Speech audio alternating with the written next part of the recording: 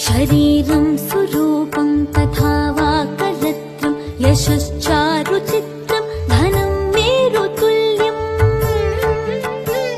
मनश्चेन लग्नं गुरोरङ्घ्रिपत्ने ततः किं ततः किं ततः किं ततः किम्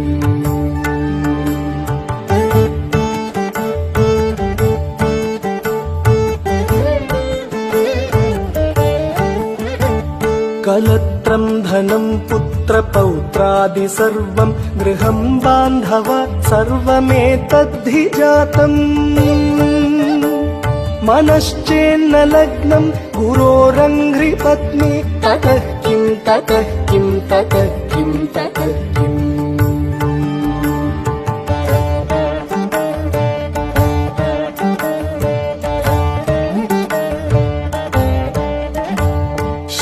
षडङ्गादिवेदो मुखे शास्त्रविद्या कवित्वादिगद्यं सुपद्यं करोति मनश्चेन लग्नं गुरोरङ्घ्रिपत्ने ततः किं ततः किं ततः किं ततः किम्